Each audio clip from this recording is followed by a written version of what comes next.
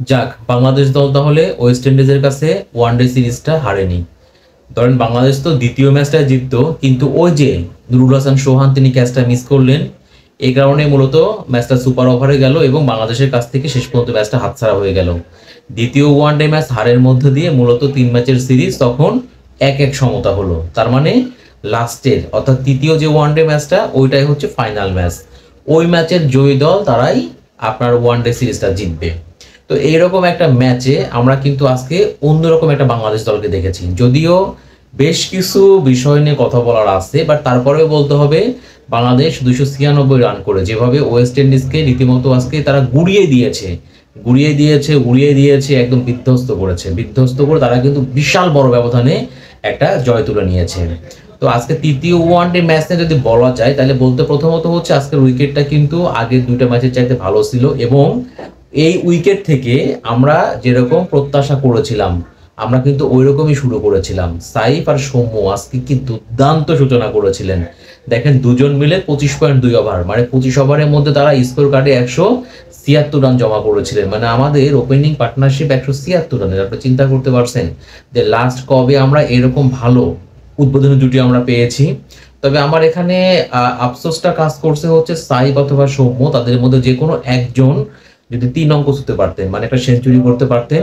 দুজনের সামনেই কিন্তু সুযোগ ছিল, মানে সাইফ করেছেন 80 রান আর সৌম্যর আক্ষেপটা হচ্ছে 9 রানের, তিনি 91 রান করেছেন। তো যেহেতু সাইফ 80 রানে আউট হয়েছেন, তো সৌম্যর কিন্তু আক্ষেপটা একটু বেশি যে সৌম্যর খুব সেঞ্চুরির কাছে গিয়ে তিনি সেঞ্চুরি করতে পারলেন না। এবং দুজনে দেখেন মানে একটা জিনিস মনে হচ্ছে কি জানেন, আমাদের ধৈর্যের অভাব।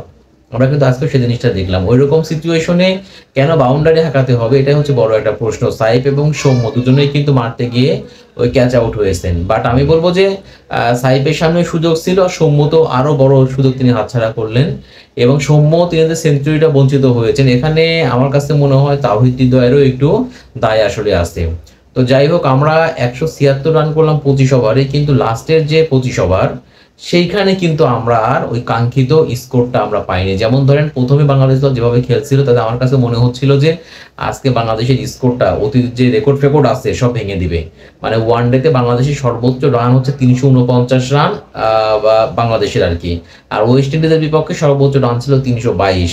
তো বাংলাদেশের এইরকম 25 ওভারে যখন তারা 176 রান করে ফেলে, তাহলে আপনি তো আশা করতেই পারেন যে বাংলাদেশ আজকে 350 রান করবে, 350 প্লাস রান করবে। কিন্তু দেখেন তাওহিদ হৃদয় আর নাজমুল হোসেন শান্ত তারা মূলত ওই মোমেন্টাম তা ধরে রাখতে পারেননি, তারা কিন্তু ওই মোমেন্টামটা তারা নষ্ট করে দিয়েছেন। মানে সাইব এবং সৌম্য তারা যে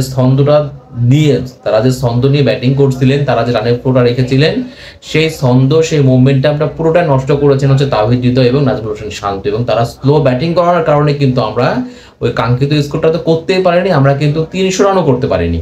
এবং আরো একটু ব্যাপার আছে, যেমন ধরেন তাওহিদ হৃদয়ের পর তখন চাইলেই কিন্তু নুরুল হাসান সোহান এবং রিশাদকে আসলে ব্যাটিং এ নামালে পারে ভালো হতো। আজকে যে উইকেট ছিল, যে পিচটা ছিল, এখানে আমার কাছে মনে হয়েছে তাওহিদ হৃদয়ের পরে সোহান এবং রিশাদ হতে পারতেন বেস্ট অপশন। তো এখানেও ক্যাপ্টেন্সির মধ্যে ভুল আছে। যাই হোক, আমাদের প্রথম দিকে যেরকম রানের ফ্লোটা ছিল, যদি আজকে বাংলাদেশ দল 350 রান করতো তাহলে পারে একদম পারফেক্ট হতো। কিন্তু এই যে বললাম যে মাঝখানে তাওহিদ হৃদয় এবং নাজমুল হোসেন শান্ত তারা স্লো ইনিংস খেলার কারণে মূলত আমরা শেষ পর্যন্ত গিয়ে আসলে 300 রান আমরা ছুঁতে পারেন, 296 রান করেছিলাম। এবং এরপরে দেখেন ওয়েস্ট ইন্ডিজকে বাংলাদেশ দল আজকে যেভাবে গুড়িয়ে দিয়েছে, এখানেও কিন্তু মানে আমাদের হচ্ছে স্পিনারদের অল ক্রেডিট। যেমন ধরো রিশাদ বলেন, নাসুম বলেন, তারপরে মেহেদী হাসান মিরাজ বলেন, তানভীর বলেন, তারা মিলেই কিন্তু ওয়েস্ট ইন্ডিজকে রীতিমতো আজকে গুড়িয়ে দিয়েছে। আসলে আজকে ওয়েস্ট ইন্ডিজের ইনিংসে বলার মতো এরকম কোনো কিছুই নাই, বরঞ্চ প্রথমত হচ্ছে আমাদের দুই ব্যাটার সাইব এবং সৌম্য তারা আজকে অসাধারণ অবিশ্বাস্য দুর্দান্ত তারা ব্যাটিং করেছেন।